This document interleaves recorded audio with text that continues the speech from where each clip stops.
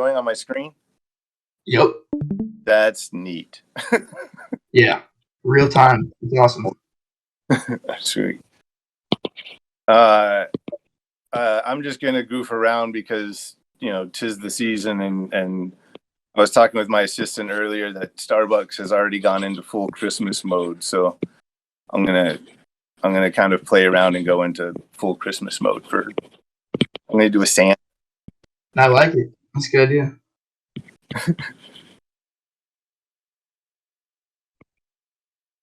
So if anybody has any questions as I'm going through this, you feel free.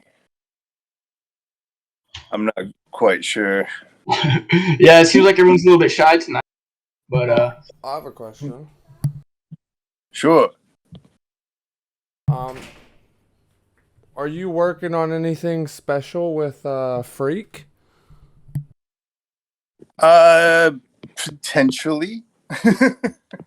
That's funny. I just had a chat with Todd today about something potentially. That's about. We just had a chat with Todd, and he told us to pressure you about it. I'm trying to sneak away. He's throwing me under the bus. We had a great chat today, and I'm very excited about a potential thing. That's about all I'm gonna allude to. Hey, we'll take that for sure. Yeah, that made me happy though. That he's into it. So, can you tell us any alpha about Empty Zone? I know next year you're planning on dropping a new volume of that. I'm excited about that. Oh man! As a matter of fact, I was just talking about how I was very excited about doing this tonight because I haven't gotten to draw in almost a week. I've been doing thumbnails and scripting the new Empty Zone arc, the beginning to the new series, and so I'm giddy, and I'm about almost 3 issues in. I want to script out the first arc, which is going to be 5 issues. And so I'm just about there. And then I presume I'm going to be starting artwork within the next 2 weeks. And so the goal is, spring next year, but a new Empty Zone, not just an Empty Zone arc, but a series. I am so looking forward to it. Heck yeah, man! It's really enjoyable to read. That's for sure. Now, is it hard to find time with so many projects that you're working on to find time to work on your own on the Empty Zone? Oh, absolutely. That's the killer. I'm working on projects that I love and I'm having a great time doing. But yeah, it's always just trying to. It's like chess, man. You're always just trying to move, be a few spaces ahead. And so I know if I put in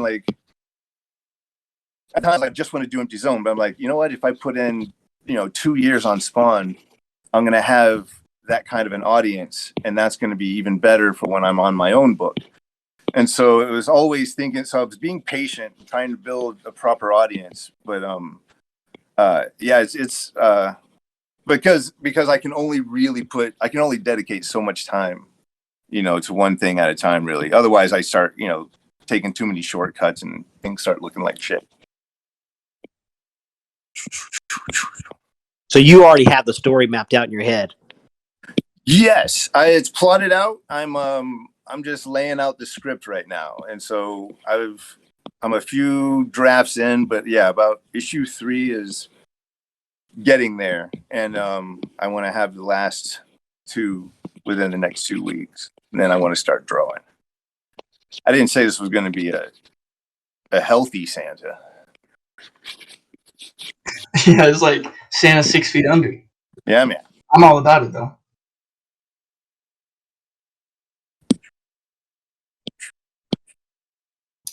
Curious of some of the. You seem like you have a long career in this industry. I'm curious, out of the IPs that you've worked on, maybe you could give a little bit about what's some of your favorite stuff that you've done, and or what's maybe most sentimental that you've worked on.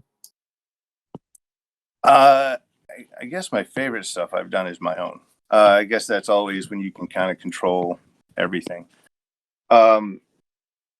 all the Ape Sapien stuff was I did the Ape Sapien the Drowning miniseries with Mike, and that was easily a high point of my career, and actually at a fairly early stage was getting connected with him and that relationship. And it's just one of those that, and I got at the same time I was working with at Dark Horse. I got to do this book called The Escapists that Brian K. Vaughan wrote, and it was just I had just read the Cavalier and Clay book, and I was just such a fan, and I was just honored to be asked to even work on the title associated with it. I've gotten a chance to do like a short 9-page Superman story, which it just seems crazy that I got to do a Superman story. But it's this 9-page surreal thing that was in this kind of Superman annual with a bunch of other short stories. Joe, if I'm not pronouncing his name right, Joe Keating was the writer, and I'm just really thankful that he tapped me for it, because it was probably the only time I'll ever draw Superman, but I got to draw Superman. Those are some of my more fun IPs. Like as far as IP goes, if I'm looking at like original stuff, there's things like Frostbite and Philadelphia, and anything that you have your own personal stake in always feels a little bit more special.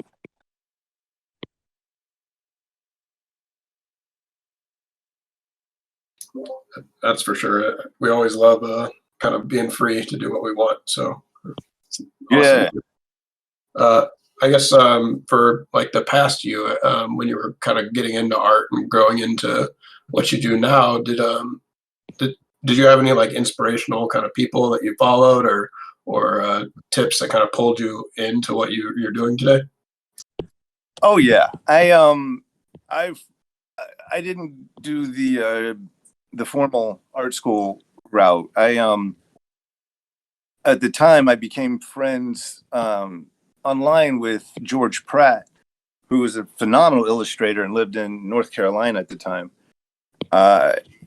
Just through him learning that I was a young cartoonist, I was feeling kind of stuck at the moment, and he liked, I guess, some of my portfolio, and he was like, "You should come out to North Carolina and hang out." And it was because in North Carolina at the time, around Chapel Hill area, there were artists like him, Scott Hampton, Kent Williams. Tommy Lee Edwards was just a little bit south of there. There are tons of illustrators that were just also phenomenal painters. And I'm like, that's just going there is going to be probably more valuable than potentially an art school. That, and I was kind of pouring against art school. And so moved to North Carolina, and an extremely long story short, I wound up meeting and befriending Kent Williams, who did this groundbreaking book called Wolverine Havoc Meltdown with John J. Muth. And we became friends, and just because of personal circumstances, we kind of just got thrown together with our personal lives, and inevitably wound up sharing a studio together for about 4 years. And getting a studio with a painter and illustrator as renowned and incredible as Kent Williams, and just getting to study his work and getting to tap his brain anytime I had a question when I was working on my own projects. Like, there was nothing can beat that. I just getting real world experience from an illustrator doing real work at the time, and his work still blows me away. His gallery work. It was great times. We actually wound up making a Converse commercial and a short film together. And then that's how we came out to LA. We were like, well, shit, let's go out to LA and do this for real. Let's go get some film careers. And inevitably, we drove out to LA. We packed up the truck and came out. And both of us started exhibiting our art in galleries a lot more. And the film thing kind of went to the wayside in lieu of a few years of more of a gallery career. But to answer that, like, to have that, like, the ear of an illustrator like that, helping you through all of your trials and tribulations was priceless.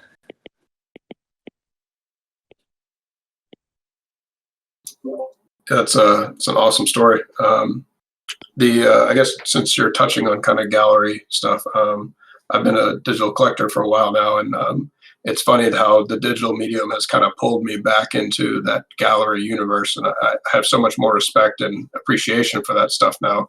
You mentioned that you were, I guess, curating a gallery, or I wonder if you could maybe touch on what you have going on with that.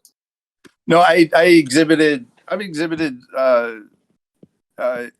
in Berlin and London and a few others, and New York and that kind of a thing. I love it. It was.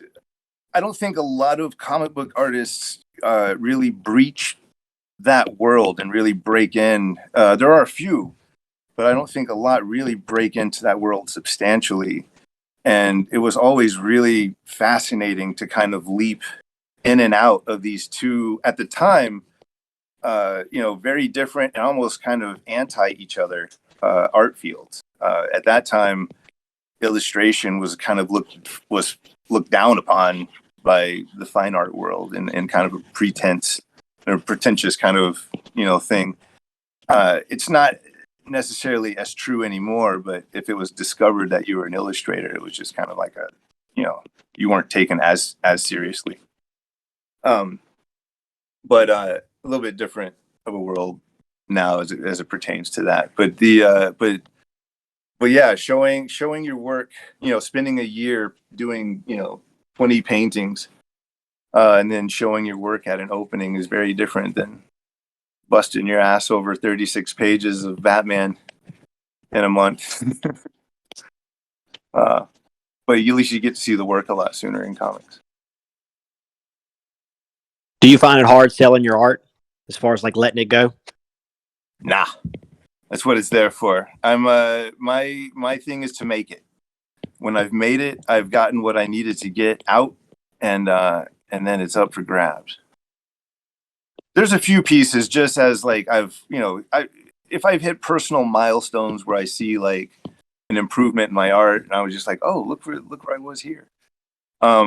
Then I'll keep. There's a few drawings and paintings I've not put up for sale, but for the most part, I do it for that. I do. I don't do my art in private to be just seen and enjoyed by myself. I want people to see it. I want it to affect people.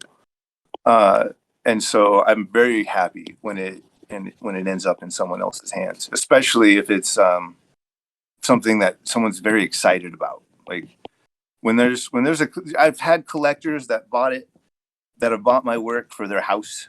I know very much they just bought it for their house. But man, when you get those collectors, that buy the stuff and are feeling it, they're like, oh my God, your work. I've been waiting forever for the right piece. This was it. Like, oh, so good. So yeah, that's why, I make the art to get my own therapy out. And then when it's done, I absolutely love it when it goes into the hands of others. Poor Santa. Since Todd's not here at the moment, I guess I don't think he is, at least. I wonder if maybe since he's not here, if you could share maybe a good Todd story for us, like an interaction or something. I don't know if anybody's probably heard this one before, but my favorite Todd story is when I first got asked to do Spawn, and that's purely because it was an email, and it was basically said, "Hey,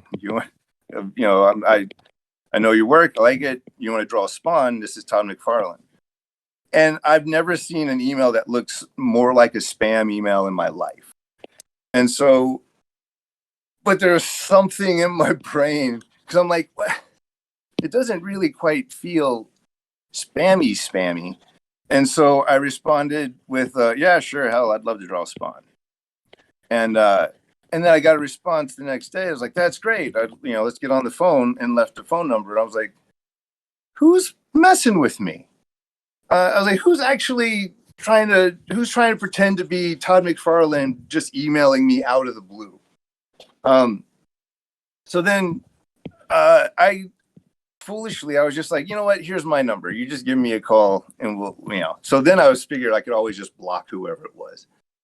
Then the next day I'm pulling up to the comic book shop and I see an Arizona number calling me, and I know that that's where his studio is. And I just let it go to voicemail. And then when I checked my voicemail, Todd has a way of talking to you like he's known you for forever. And so I checked my voicemail, and Todd he was my idol since I was 17.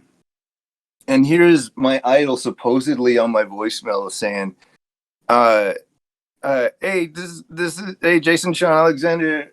Oh no, he said, hey, Jason Stud Alexander. I'm looking for someone to help me draw a little better on Spawn. Give me a call there, bud, and we'll talk again. And I'm sitting there, I'm like, who the fuck is pranking me? Who would pretend to do this? But I was like, but it sounds like him from all these videos I remember as a kid. And I called him back, and I'm lo and behold in my truck on Ventura Boulevard in front of this comic book store, and I'm talking to the first guy I ever idolized in comics, and he's asking me to draw his book. And I'm just floored. When it really sank in, I was floored. And I still asked him even months later, like, why and how that even happened. So, and I appreciate that it did. I was really stunned. I think because of my horror stuff and maybe the fine art, he was even surprised, I think, to find out how much of a fan I am. His stuff was such a big deal to me. It's what really got me into comics. And so the idea that, I got to latch on at the same time he was doing his momentous, 300 stuff. I'm just, yeah, man, this has all just been incredible. I've been working in comics for, at that point, especially, just about 18 years. And so it was just really cool to have something like that come about. Yeah, I would say definitely, man. You working on Spawn definitely spoiled everyone for 2 years, without a doubt. Like, you brought it to the next level with Spawn, the horror and all that. I mean, it was so good. And then I hated it when you were finally like, all right, this is a wrap. I was like, no. Thank you. I got so excited yesterday. I just learned that we just got greenlit to do one of the Spawn tribute covers. So I get to do tomorrow. I'm going to start on my Philadelphia Spawn cover. So one of our variants for Philadelphia, because the Batman Spawn stuff is being such a big deal, they're allowing these kind of cool tribute covers. And so, I mean, I wish I could actually put Spawn inside the book, but we're allowed to put him on the cover.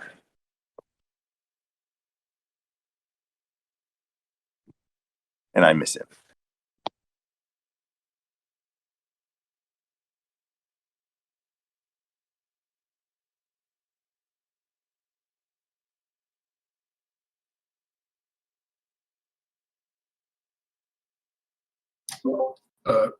I see you kind of sketching away. I figured I would maybe just kind of touch on kind of your workflows and methods that you do. So when you come into something like this, do you kind of have a rough idea in your head and then you just kind of sketch it out and build upon it? Or do you have a kind of particular workflow when you're starting like a cover, for say? I kind of had the idea, like what I was going to do in my head. I found kind of a fun reference shot of this skull. And so I'm using that to kind of base, kind of to ground everything on to make sure that things are at least fairly accurate. But other than that, I knew I kind of wanted to do more of a EC Comics creepy, eerie kind of Santa head, just because. Again, I was just talking to my assistant. We were talking about the Starbucks thing, and so like, you know what? I'm probably not going to do anything else before the holidays as far as like stuff like this, and so let's just do a holiday thing.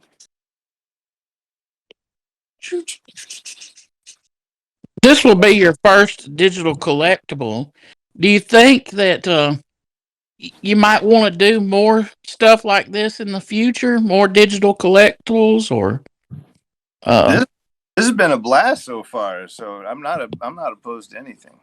yeah, we would love to have you back doing this more. Oh, cool. Yeah, I'm hoping you guys are enjoying this. I have no idea. Oh yeah, it's a really cool experience for everyone, and the whole like screen sharing stuff. I mean, it's crazy. Yeah, it's not very often you get to like watch your favorite artists. Hey, Jason, thank you for coming tonight. I have some younger people in the audience as well, and they're looking to get in and are aspiring artists. Do you find yourself drawing more on paper and ink, or nowadays are you drawing more with a tablet and a stylus? Is it better as far as, you know, the younger generation to learn paper and ink still, or to fully focus on the digital aspect? There's something. Firstly, for the last 3 years, I've been almost exclusively digital when it comes to comic book work. I started off, and I've done 20 years traditionally. Right now, it really comes down to my focus. I love making and selling comic book art. I love the craft of it, all of it. But right now, my focus is not necessarily making beautiful pieces of art that someone can buy and put on their wall. My focus right now is making a lot of really cool comics, and the way I can do a lot of work faster is digitally. And so it's allowed me to take on way more gigs. It's allowed me to get my own personal projects a lot further along. But you should 100% start on paper. This isn't like a purist thing or anything like that. I feel like there's just a really beautiful relationship between the artist and their medium, and you should feel that tactile. You should have that feeling of whatever you're using, scraping along the paper and making line and seeing what different things do, and the way that you twist pens and all of that and get different effect. You should have, like, I keep a digital and a traditional sketchbook. Everything I do for gallery work, in my own personal work, is traditional. So I love, because I just think art as well is just something that should be enjoyed and held and experienced. But that said, if your main purpose is to purely produce comics and illustration for print or for digital means or whatever, then it may not be all that important, because that's what I'm really talking about, is like the relationship that you're going to spend a lot of time with your pencil, your stylus, and all this stuff. It's just a more intimate understanding of what your tools can do if you can do them traditionally first. I was able to translate what I do traditionally to digital fairly quickly, because I was just forcing these digital tools to do what I know traditional tools can do. So I recommend learning on paper. Paper is always fun. There's also something of a not an immediacy thing. I know that's not the right words. It's the fact that, like, there's no undo button, and it's nice to kind of put your feet to the fire sometimes and see what it's like to draw without a safety net. And that's definitely paper and traditional media. It makes. Thanks, Jason. I appreciate that. Sure.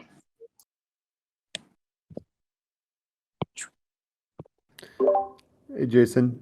Thanks for joining us tonight. Hey, thank you. I have a question. I have a son. He's 6 years old, and he loves drawing. I want to encourage it. Is there any recommendations or anything that you kind of experienced as a child that helped you to kind of grow your love for drawing? I cheated. I had my dad. My dad's still around, but my dad was I guess always an amateur, aspiring, I guess, artist, working factories and things like that, but always drawing and just doing the coolest stuff. And so that's what blew me away, especially at the age of 6, when, like, at that time, I'm just going to go ahead and age myself real quick, but, like, Thriller had just come out, and I was having him draw me the Michael Jackson werewolf and stuff like that. And it blew my mind. But, the one thing I was just say is let it kind of figure out where it wants to go as far as, like, your sons want to draw. Like, I went from just liking drawing to at one point I thought maybe I would design skateboards because I was into skateboards. I didn't know what to do with it. And then I really fell in love with horror, and I fell in love with makeup and special effects. And I'm like, this is exactly what I want to do. But essentially, as much as I love building and sculpting and crafting, man, there's nothing for me that beats drawing. So then I found comics, but I found comics when I was at 17, which was fairly old compared to a lot of my friends and peers that when they just first really fell in love with comics. But if your kid has, like, this thing of just, like, I like comics, I really want to draw comics. Seriously, and it still sparks my imagination today, is that original How to Draw Comics the Marvel Way book. Okay. I think that is the perfect age at that stage. Like, I remember when I was in 3rd grade, I would run to the library and try to check that book out every week. There's something, the way they convey the information just made me so excited about drawing comics. And you can get it cheap as hell on Amazon. That's awesome. I will get that. Thank you so much. Sure.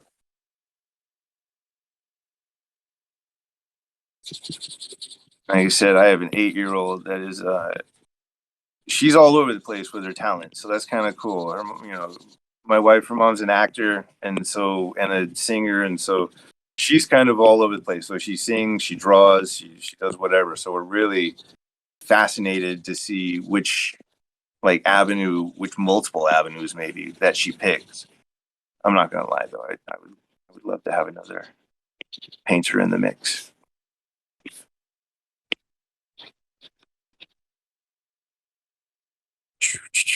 Santa's not looking great.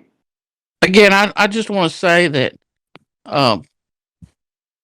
you're always welcome to come here to the Odd Key. We're a big family that just we enjoy chatting. It doesn't have to be about art or anything. It can just be life. Your favorite movies or anything, and it doesn't even have to be voice. You can text in our general chat area, and we would love to have you more often. You're very interesting to talk to or listen to, and that would be great if you just want to do it in your free time. And I know you probably don't have much free time. This has been fun, and whenever I can, I would love to come back. This is great. So what sparked your interest in in Empty Zone? Like, where did you get the, I guess, ideas for that? Like what one day you're just sitting there and it hit you? Or I fell in love with cyberpunk through books like Neuromancer by William Gibson. And I was self-publishing a book with some friends at the time, an anthology, and I had a couple of different stories in it, but I really started falling in love with cyberpunk, and I had no idea what to do with it. I just really liked it.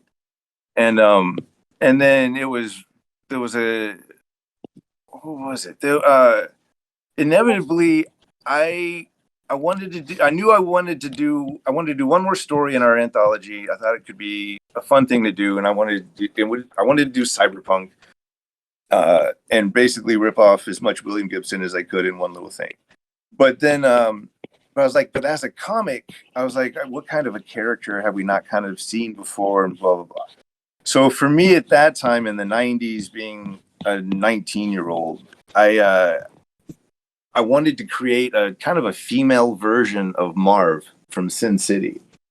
I wanted to create a female that just was brutal, like not a badass, but was brutal and did things that we didn't see female characters really doing and being. And so inevitably, like I drew the first little short story in the anthology just for shits and giggles, and I was really fun just to draw her. But then I was just drawn to her, and Corinne, the lead character, and she wouldn't really, leave me alone in my head. And so I drew a couple of other short stories, and then she started becoming kind of more tragic, and I was letting out my own, kind of issues in the book and all of that. And then it became a story like that I really wanted to tell, but I realized over the years and the different Empty Zone, I've given it a shot a good few times from from now Serious Entertainment and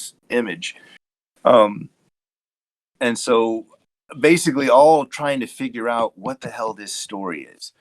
And when I did it with Image, when I started it with Image 7 years ago, it's when I finally had a focus on what type of story this is. And then I did 10 issues with Image, and they were just for personal reasons. I needed to back out for a moment and just do some other kind of work. And now I'm just excited to bring it back. I'm just like I guess it has more of a purpose to me now than when I first started. I really just wanted to make a badass character that was going to be cyberpunk and sexy and I wrote her in such a way where, like, she wanted to go through a window, she would just kind of push her body through a window as opposed to like be swift about kicking it she was just very harmful to her. Like, I got through a lot of teenage angst and early 20s issues writing some Empty Zone stuff. But now I kind of feel like I'm coming back to it. I'm 47. I have a whole different life history and experience, and now what I want to do is find the perfect balance with this book of horror and cyberpunk, because I love both of these worlds so much.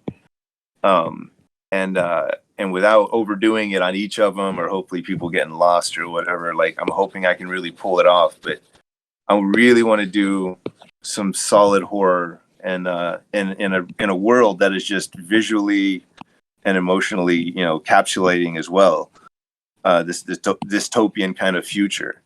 But so that's been the bigger challenge with Empty Zone is we're in this kind of crazy dystopian world, but I want you to worry more about this than that. But hopefully, I think it'll play out. I'm having an amazing time writing it, so I'm hoping you guys have a good time if you read it. Please read it. Heck yeah, dude. It's badass. Dude, I'm not even lying. I love how, like, she's stealing data and she's like all sexy and got her arm ripped off and she murdered her teammates and they're coming back to life, the whole thing. Yeah, dude, it's badass. I like it. And then not even that, the art, it's one thing having a great story, but also too, the art is phenomenal. Just sitting there and seeing your work and seeing, like, man, look, just next level. It really is. It's beautiful. It is. Oh, it's like, because you have like that painter's touch. It's not even like other artists where it's like, hey, they're just drawing. No, I mean, it's like that painter's touch to it. Even it's nice, man. Thank you. I can't wait. I really can't. I've always liked making my own comics. I always prefer that kind of freedom, but I feel like after I've spent the last 5 years working with other writers, both on Philadelphia and on Spawn, it's been wonderful, but it's really made me appreciate and miss writing my own stuff again.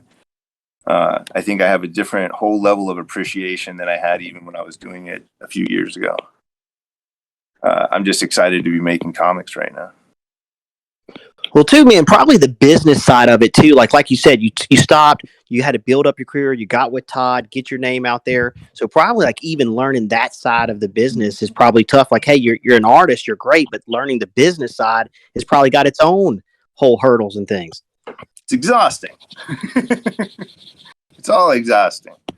Yeah, and it's the stuff you have to do. Like, you can't just say I want to draw comics and skip the business side of it. I don't want to, and really now, and as much as I love doing things like playing with things like Spawn and stuff like that, I kind of want to spend my time working on my own stuff. I don't want to spend too much time just doing chapters in other people's properties. So I love my time at Spawn, but like it was definitely time to start making my own way. Hell yeah, love that. That's right. Do it.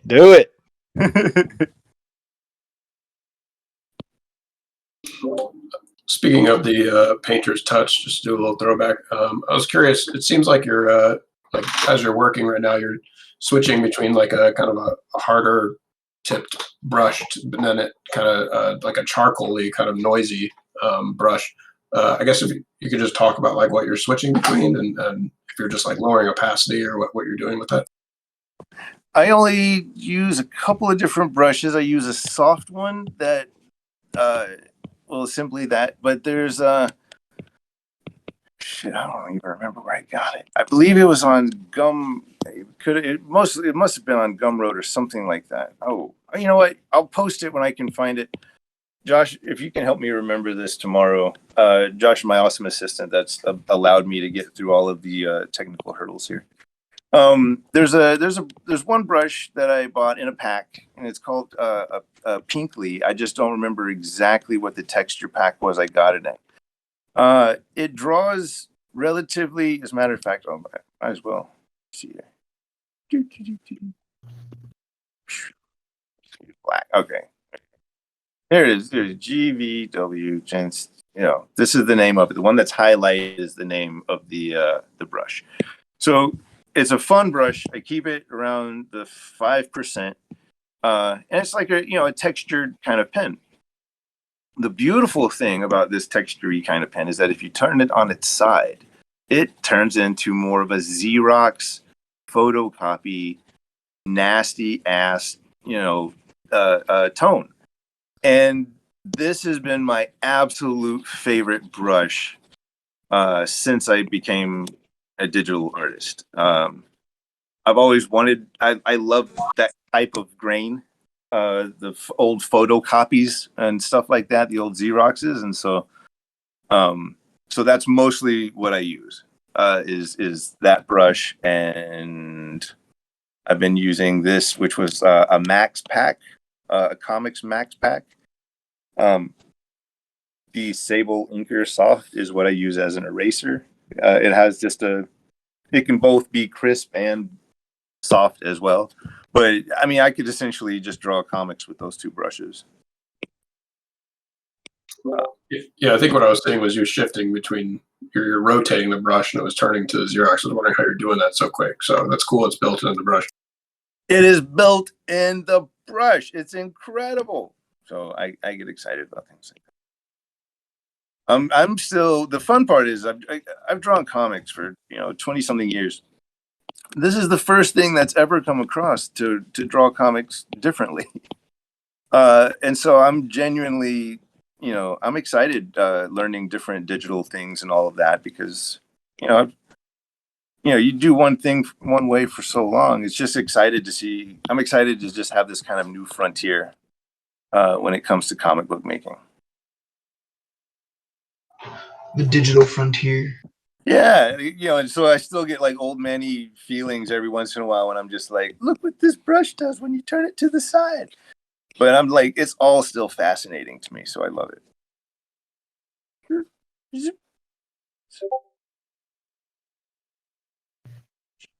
Yeah, what's cool is it'll keep like new things will come out too. So it's like, whereas like like analog stuff takes time to develop and kind of hits a cap, like digital stuff is going to get just crazier. Absolutely. Talking to my buddy, my close friend Jim Mahfood.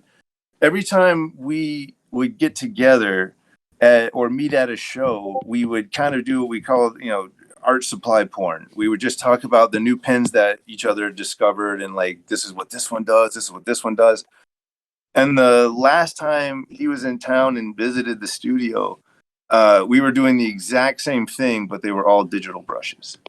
And he was like, check this one out, check this one out. And so I was like, oh, that's cool. It's the same thing, only different. I like that we were still like showing each other different art supplies and different advancements and all of that kind of stuff. Are there certain art trends that inspire your work currently? No, as a matter of fact, I've actually been more on the I've been avoiding more work than anything else. I don't know if it's midlife crisis or whatever, but I've been more on a personal journey of really seeing where I can take my own work without as much influence from others. Awesome, thank you. Sure. That said, I always have favorites. That list can be exhaustive. Comic book wise, though, I'm never going to turn away anything that Kelly Jones draws. But if you want to, if you like and this kind of spatter technique that I do is, in using for a lot of tones and shadows, there's an old Austrian illustrator named Edvard Tooney. The spelling is Eduard, and his last name is Thony. And what you're going to see is an absolute, if you Google that guy, you're going to see an absolute master draftsman. And at that point, because obviously, and this is where I learned through George Pratt, who showed me Edward Tooney, showed me the spatter technique with the toothbrush. And so, you lay your drawing down and then you do a thin spatter with your toothbrush to lay in where you want your shadows. Then you go back in with an opaque white paint and then you pluck out highlights out of that. And ever since I saw that spatter dotted texture, that's been, as far as probably technique, other than the fact that, I learned pretty much everything about painting from Kent Williams. Edward Tooney is pretty much at fault for my spatter stuff. But man, you get into those 1920s to 40s Austrian and German illustrators, you're going to see some really incredible ink work.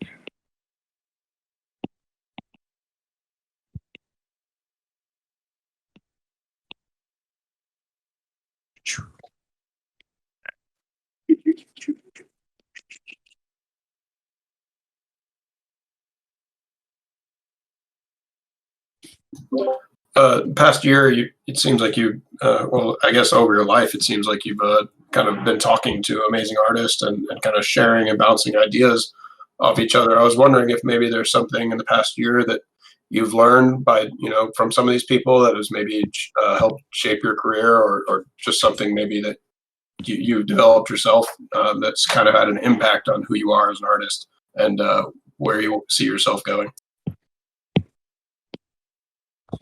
Whoa, that was a way better question than I was expecting. Yeah, sorry, I ask a lot of people that when I meet them for the first time, and it can be kind of tough to answer. Funny enough, one of the easiest ones I've gotten is just be nice to people, which seems like it's a pretty easy thing to do, but I guess people are not nice all the time. So,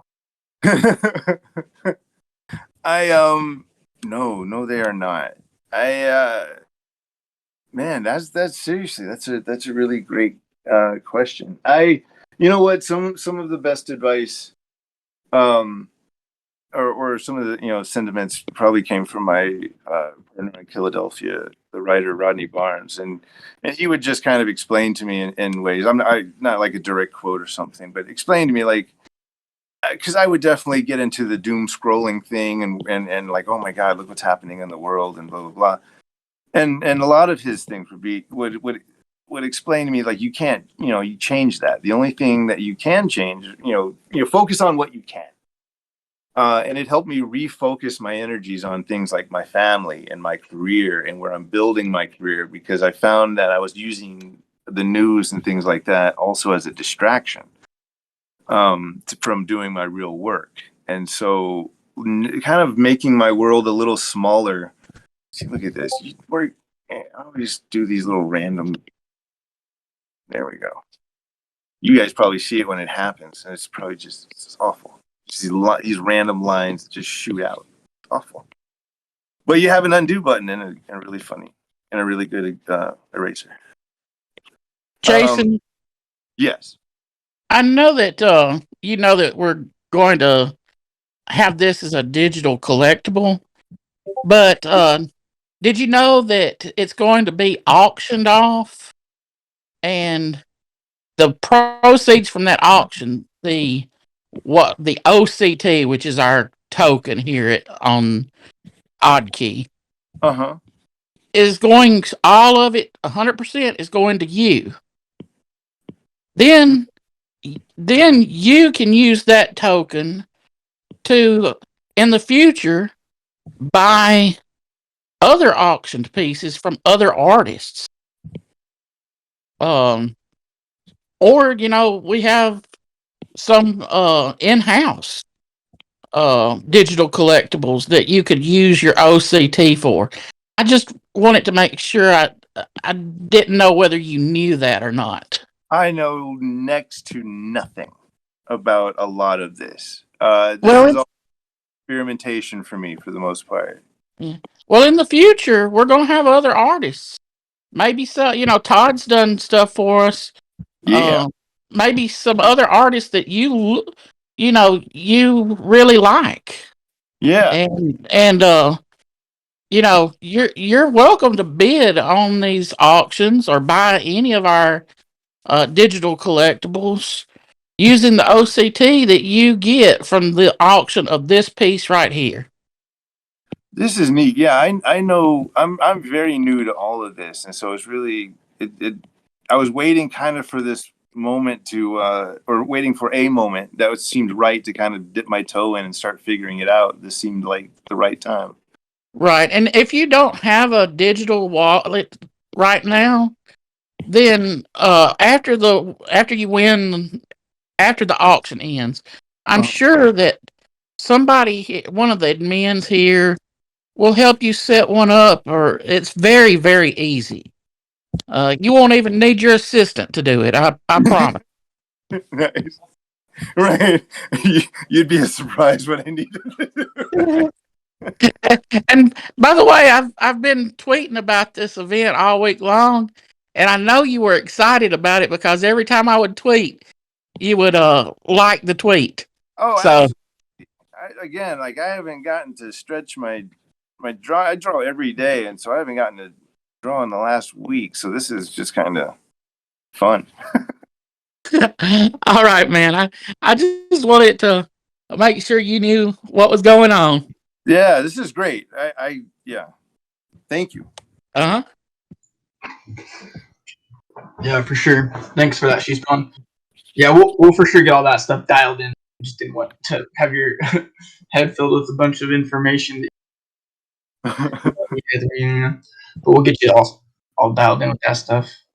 Yeah, we started doing this with Todd, and it was kind of a testing version, I guess, and it went really well. And our hope is to continue having amazing artists like yourself and Todd in these spaces, because it's open format. It's very unique.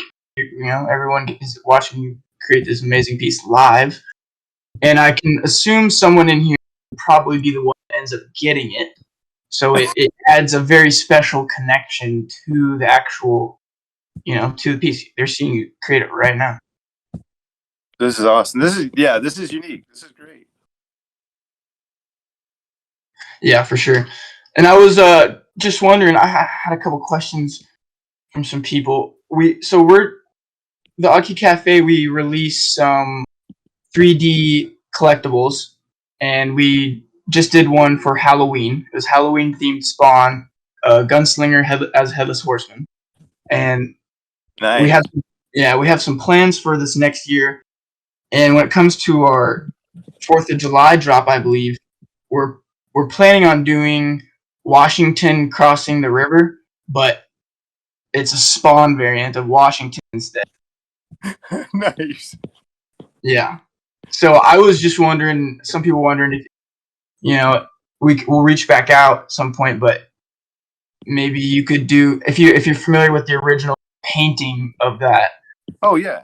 You could do some type of, your take of Spawn Washington crossing the Delaware as a painting version that we could basically pair with the 3D piece for because people get to put them in showrooms and stuff and do them and walk around. So, we're just thinking if there was like a painting going along with the piece, how insane that would be. Oh, hit me up about that. Hey, don't just say that. I'm locking you in. I'll spam you. You don't say that. But yeah, I think it's really cool. Yeah, you got some amazing paint skills. And he told you early, so you've got plenty of time. That's true. Well, maybe you don't. I know you're a busy man. Yeah. Well, for sure. I really appreciate you being on here, Jason, and speaking for the community. I can say everyone is just as appreciative and excited that you took the risk to do something. The whole like Web3 quote unquote space is pretty murky, and it's hard for someone who's serious like yourself to want to venture into something like that. So I need the community that you felt comfortable with testing some stuff out. Oh, I appreciate it, man. I absolutely, it was easily once the guy you've worked with for a while, Todd, started jumping on. I was like, okay, there's a certain level of validity here. So like, we're good.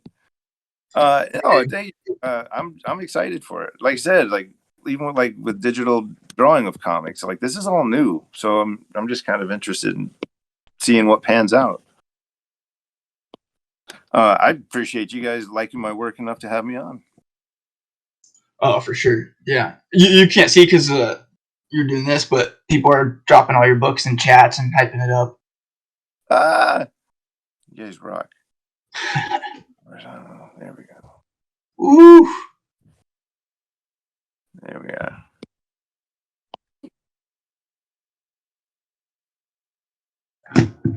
Yeah, that's looking freaking badass. It's you're thinking Christmas, but you're still stuck in Halloween. Always. I live in a townhouse, and we have a few stories of skeletons climbing up the side of the building, and so I'm just going to put Santa hats on them. Oh, that is amazing. You have to now for sure. Yeah, I think it's just more being lazy, but I appreciate it. It'll look cool. No, I think it's good. I think most people already start Christmas stuff up anyways, so. Yeah. Bisley, I'll go for it if you had something. Yeah. Hi, Jason. Hey, just a few minutes ago that you are interested to creating your own comics. This could be the first cover or Zombie Claus or something like that. What do you think about that? Like Zombie Claus fighting the Grinch. I actually have a version. I drew it years and years ago, but and it's actually done in more of a children's book kind of style. But I have a version of Scrooge that I'm going to release next year. Nice. And it's a fully illustrated version. It's just definitely a little bit slightly younger audience, not as scary, but like it's pretty. Scrooge stuff is pretty scary. Yeah, but I love stuff like that. I love drawing things like an actual proper Santa Claus and things like that. But this is just fun. You know what? Frankly, I had to look up what Todd did with you guys, and I was like, okay, I just got to beat that. Yeah, It's nice. okay, I It's do the same it's stuff. looking pretty good. We're gonna tell him that you beat his drawing then that way he's competitive. Yeah, So he then is. he'll have to do it again. Yeah. He's gonna have to do it better. I see you working there, She Spawn. I know what you're doing.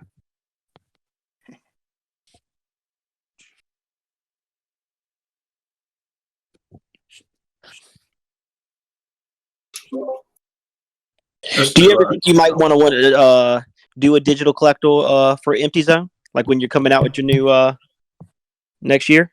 Oh, absolutely. That sounds fun.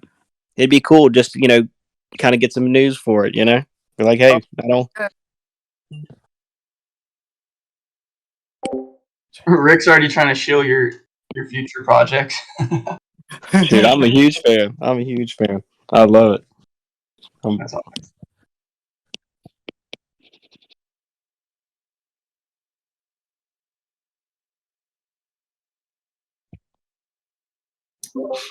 It's always interesting to me, like to hear that you kind of came from that physical background and like drawing with pencil and paper, and then slowly, going into more and more digital now, and then to be like hanging out with your friends and talking about digital brushes. Like it's so crazy, the evolution of the digital art space and how it just still is growing. So now people releasing art as a digital collectible.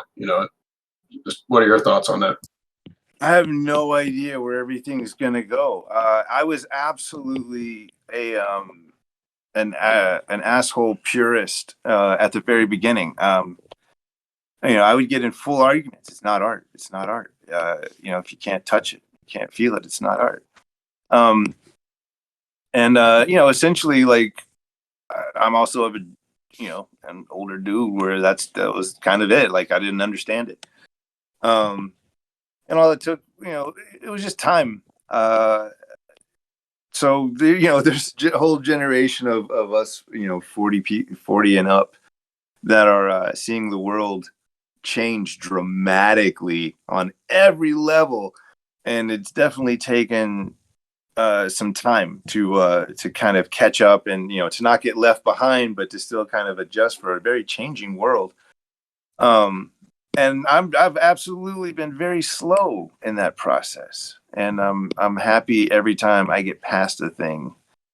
And when I really discovered how much digital art and how much fun it can be, and all of it, like I think that was a real eye opener to stop being a dick about other things too. So it really helped open my mind to other stuff, and and now I'm doing my first NFT. So kind of neat. I definitely think it's nice too, Jason, that it's like, think about all the drawings you've sold on your site. Man, I'll go on your site and I'll look at like, man, he sold this for $700 or he sold this for $1,000. And I'm just thinking, man, like this is so cheap on this art. And I'm sitting there like thinking like, but after that you sold it, you never get, and if someone ever sells it again, you never get a cut of that or anything. Where at least on the digital side, at least, you get some kind of revenue, you get some kind of, every time, it changes hands, you get some percentage of that sale. So it's like really for an artist, I feel like even for an upcoming artist, man, you could actually survive and not starve to death. And maybe not even have to sell some of your artwork that you might want to hold on to, Right. That was genuinely the first thing when I heard of these that came into mind, because I've been a gallery artist for a lot of years. And the one thing I am absolutely I have seen it multiple times are my paintings get sold and then upped and then resold, and no one feels in any way obliged to cut me in on that. And so when I heard what these were and that would be a thing, that was genuinely one of the first aspects that I thought was attractive. I was like, because no one cuts in that artist on that percentage that they're due, and so the fact that would be kind of installed in this is pretty fantastic. Freaking game changer is what it is. Absolutely. Let me ask a question. Do you have like do you ever like think about some of your paintings and how maybe they're just like in a dark alley somewhere, just all boxed up, and no one gets to see them, or like It's horrible. No, as a matter of fact, I know what dark alley they're in. They're in my storage unit. I'm very fortunate in that I know where a few large paintings are, and I've gotten to sell them to some CEOs and some B and A-list actors. It's really cool. Like the LA art scene is a very different beast, and you wind up selling paintings to actors and Hollywood people, and it's kind of a fun thing that way. As I think a painting of mine was once destroyed in a house fire, but as far as being left in an alley someplace, that would make me sad. But since the gallery I was represented by shut its doors about a year before pandemic, and so at that point I was so much just in the headspace of making comics. I didn't bother really looking for another gallery at that moment. I just kind of storaged the stock that I have, and I've just been mostly making comics since then. But in the next couple of years, I would love to start pulling things out and working on a proper show again. Yeah, fires and water damage always kind of terrify me when it comes to like prints and comics and stuff that I own, because it'll just all disappear. But all my digital collectibles, they're safe on the blockchain somewhere, so I'll always be able to get them. Right, that's true. From shipping to a gallery in New York, I had a painting run through. Run through with a forklift, and it was painful. It was absolutely painful. Like that one physical thing gone. So I like the idea that these are safe and they're actually going to exist. Quick question. Do you have a site or a place where you sell your physical published page art? And if so, what are roughly your price ranges for the different types? I do. I have. If you look up my name or Studio JSA through Big Cartel, the Big Cartel website, I have a huge page with a ton of art, and it literally, I think it ranges from everything from 300 to 2,200, depending on if it's a 2-page spread or a single page or whatever. But the ranges are pretty vast. So I try to make something available for everybody. But Big Cartel is a place where if you want to buy physical stuff, that's the best shot. Yeah, because when we had Javi Fernandez on, a lot of his pieces were on a site called Kirby's Comic Art. Yeah, and we're working on some ways to maybe acquire pieces like that from artists. Lock them up for 5 years, however, make them as an NFT, to where people can actually have it, and then the royalties of that piece go to the artist. So just looking into where we can find some pieces of yours to maybe try to pull something like that off as well. That's very cool. If you want to talk in more detail, send me an email, because I was approached by my old gallery once that one of the buyers of one of my paintings wanted to also turn it into an NFT. The deal inevitably fell through. But I have, again, when I say storage, I have roughly 30 paintings available that also could potentially be other things like NFTs or stuff like that, fine art, as well as NFT. Yeah, I think you talked to Kano on our team. Kano, if you're around, do you want to make notes of that and maybe see if we can't set something up there? Because we try to do special things for each sort of piece, and all of them will have that same sort of structure like the deal for this piece here. So it basically all goes to you, and then just that little bit to cover like the on-chain management. Gotcha. But that allows your physical pieces to maybe get more eyes and start to get those into people's hands without actually getting them into people's hands, where it's a risk of them being gone forever. I like that. Yeah, I can definitely send you an email, Jason. I was the one that originally reached out to you, I think on Twitter actually. But yeah, we can definitely keep talking about it, and I'll send you an email with probably some more details and stuff like that. Sweet, thank you.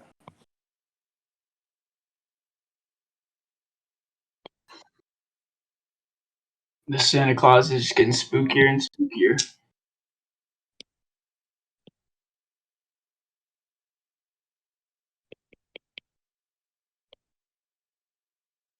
The grayscale details are coming out insane.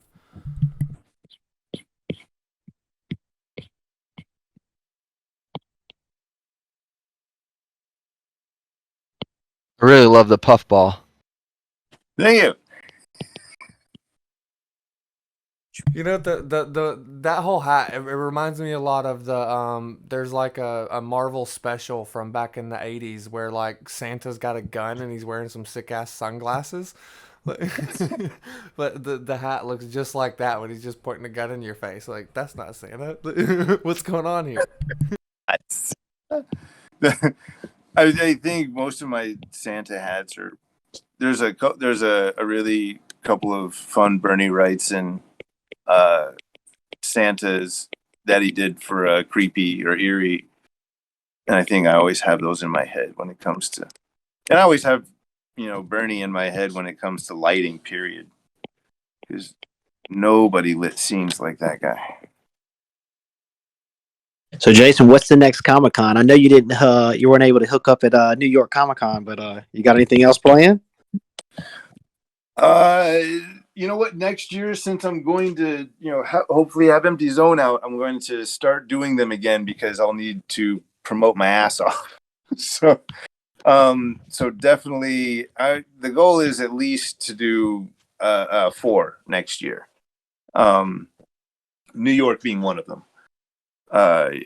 So that's but I have no concrete plans at this moment. I've been mostly focusing on, and that's why this year there was not really but 2 of them. I'm just making the work. Right now, everything I'm doing, like from 4:30 in the morning on, is making comics in one way or shape or form. Sweet. I think he's good. I think that's as Christmassy as we can get. Yeah, it looks great to me. That's bad. He's a happy guy. Awesome. Yeah, I don't want to keep you all night. If anyone in the audience has any comments on the piece or questions for Jason here.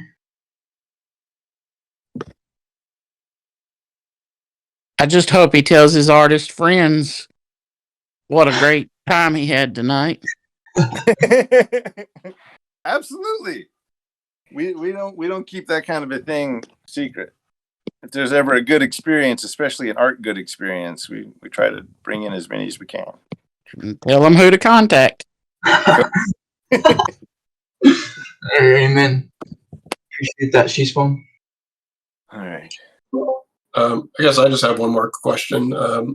You're very involved in the comic book world and obviously collectibles. I guess what's on your radar this year for like what are you collecting right now and what other artists are you trying to support?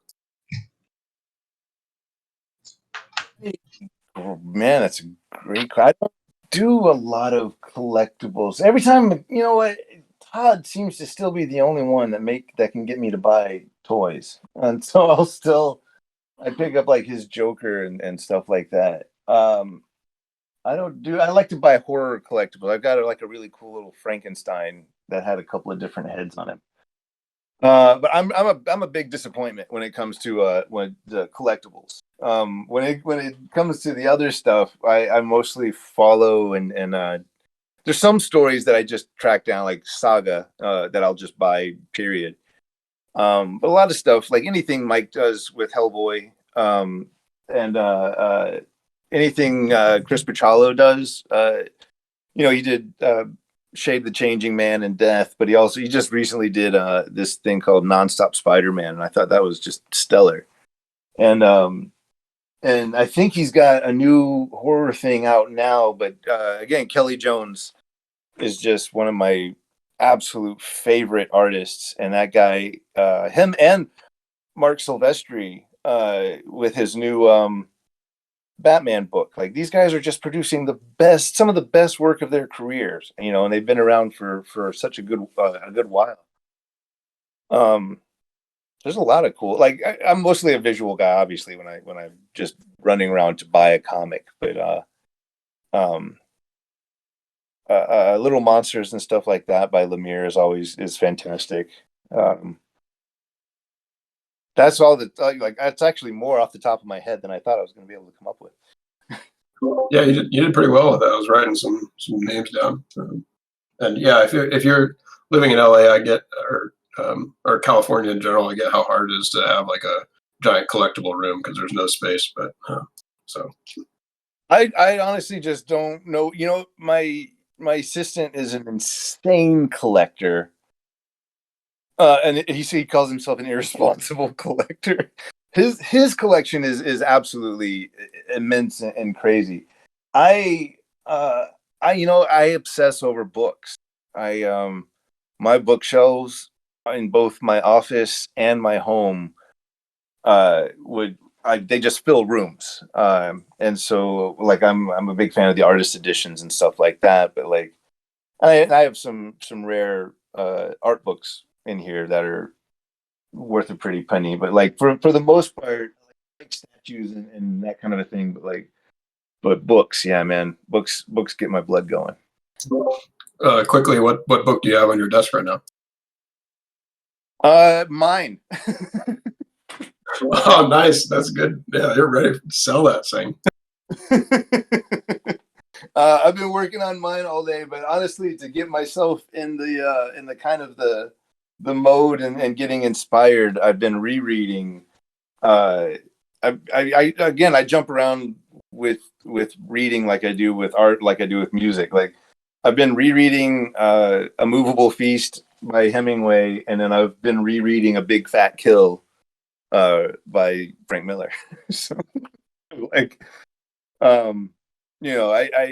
story, like art, like music, it all comes some great stuff from all over the place. And but like, yeah, that early Sin City stuff, especially things like Big Fat Kill and That Yellow Bastard, like those man, that's inspiring stuff. Yeah, that's one of my favorite thing about talking to artists is kind of figuring out their tastes and kind of what they like, because that can be just as valuable as talking to you too. So. Oh, absolutely. Like I said, I didn't do formal art school, but one of the things that just Kent Williams had an immense book collection as well, and I had no knowledge of just anything, and I would just spend hours looking at these different books, and when I would find someone I liked, typically in the beginning of an art book, they talk about that artist's career, and then you find out the artist that they liked. So that's how I discovered a lot of artists and that kind of a thing. Is I would just go down these rabbit holes of finding out. As soon as I found an artist I loved, I was even more inspired to find out the artist they came from. As much as I love Bill Sienkiewicz, I was always trying to find like Bob Peak and Ralph Steadman, the kind of artist that really inspired him. So yeah, that's where I get my love of books is really because I fell in love with them without really a great use of the internet, because I would just find them. I would find these guys referencing one artist and then try to track down that other artist. But yeah, it's for me, I get just as much enjoyment finding out who an artist digs, because I love seeing these. Not to just keep digressing about that, but like I said, one of my absolute favorites, my first real idol was Todd McFarlane. It was only very recently that I've heard him reference Michael Golden and and how did I just lose his name? Gene Colan. And I started doing a deep dive on Gene Colan and the Dracula stuff, and it just blew my mind. It was the first time I'd ever seen an artist that I could actually tag as like McFarlane being influenced by, because I just thought he came out of the blue. It was just this magic thing when I was a teenager. And then finding the Gene Colan Dracula stuff, and that he's such a fan of, and you could see so much Spawn cape in those in the Dracula stuff. It's just wonderful. I love seeing where people come from. I love seeing what little things glimmer and make them incorporate that into their work. So Jason, man, the community has got one more thing everybody's asking you to do on that drawing, and they want you to slap a signature on that bad boy, man. Slap a sig, man. Yeah, slap a sig. Yeah, forget these things. Woo! Woo! Was about to ask that, eh? And maybe a name. Are we just calling him Zombie Santa, or does he have a name? I was calling Fred. He's fine. I don't. Well, I like Zombie Santa. I think. Where are we gonna do this? I mean, it's true. Fred is original, right? Right. Yeah. Fred. All right. When he said Fred, I about died laughing. Hey Jason, feel confident to write to my dear friend GB Cell, okay? Feel free to do it, please. Don't worry. Nah, just kidding. Hey, what you signing? I got a quick question. I know you worked like maybe about 10 years ago with Cody Taylor in the comic House of Golden Bones. Yes. I don't know if how was that experience? So I don't know. I'm a big fan of Slipknot, by the way. So yeah, I know in your work you work with them. So any particular story, or you have something planned with them, or they are just far away right now? That was just a gig that I was offered from Dark Horse to do these covers, and at that point, I was very early in trying to break through on being a cover artist, and so I was just saying yes to everything. And I was also still oil painting everything. Those covers for that book were all oil painted. Oh, nice! Yeah. I can see. Honestly, the best part of that was like when they had to, for some cover, they had to put me and Corey together through email, and as much as he was like into it and loving the covers, I was just like, dude, I fucking love Slipknot. Yeah. So for me, it's pretty inspiring right now. It was finding out he was just like he was just a nice guy, but it was still like, but not just. I'm sure you guys probably know because of Todd's participation, but I just got to finish an album cover with Todd for Ozzy Osbourne. Yeah, and that was absolutely one of the best things ever. Yeah, nice.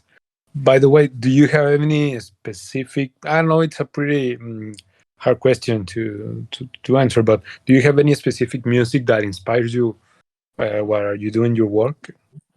I have specific any band, different kinds of books or different kinds of projects. If I'm painting and I'm doing fine art, I tend to listen to a lot of Miles Davis, the older stuff where he starts getting really experimental. If I'm doing a personal drawing, I tend to listen to a lot of blues. When I'm drawing a lot of comics, those are the playlists of Slipknot and Disturbed and all of that stuff. Well, nice. Yeah, nice. So I reacquainted myself. I hadn't listened to them in a while, but while I was working on Spawn, I really reacquainted myself with Slipknot and a whole lot of other metal because it just didn't seem right to work on that book to listen to anything else. Yeah, yeah, I think it's kind of have the same vibe, right? Yeah, But, absolutely. Yeah, I have on my checklist to ask Mr. Todd to please include Slipknot songs on the next movie. I need to move all this beautiful team we had in here to convince him to include Slipknot songs in the next movie. Done. But yes, it should happen. Right. Dude, thank you so much, Jason. This was awesome. Really appreciate it. Thanks. I should probably get home and check on the kids. Yeah, we don't want to keep you here. It's Friday night.